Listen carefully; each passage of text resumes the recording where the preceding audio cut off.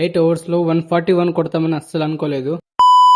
అందరికీ రామ్, నేను మీ ఆకాష్ వ్లాగర్. ఈ రోజు అయితే నా పాత ఫోన్ అయితే వేరే వాళ్ళకైతే ఇచ్చేస్తున్నా. ఫస్ట్ అయితే నేను దీంతోనే బ్లాగ్ అయితే చేస్తుండే, ఇప్పుడు చాలా బాధ అనిపిస్తుంది. అయినా పర్లేదు. ఇప్పుడు మంచిగా స్నానం చేసి రెడీ అయితే అయిపోయినా. మా అమ్మ పండుకుందని ఒక ఫ్రూట్ అయితే దుబ్బేసిన.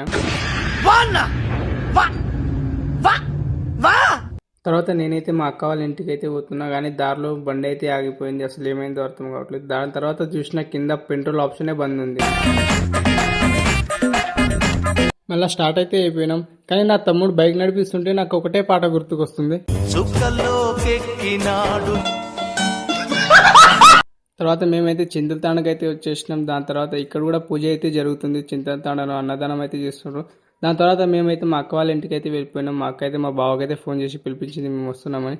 అట్లా చెప్పిన దాడే మా బావ అయితే ప్లేట్ తీసుకొని తింటూనే వచ్చేసిండు మా కోసం. కానీ తర్వాత తెలిసింది తింటూ వచ్చింది మా కోసం కాదు, ప్లేట్లో ఉన్న గులాబ్ జాములు ఇంట్లో పెట్టడానికి.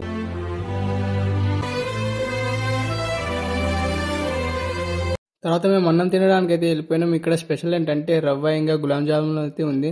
కానీ వీడియో చూడండి, దొరికింది చేసి అని దుబ్బి తింటుండు.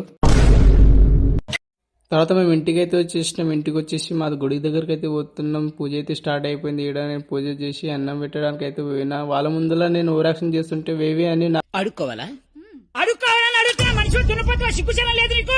పెరుగు తీసుకొచ్చి నువ్వు కారు పెరిగినట్టు పెరిగి ఏ మనిషి నువ్వు.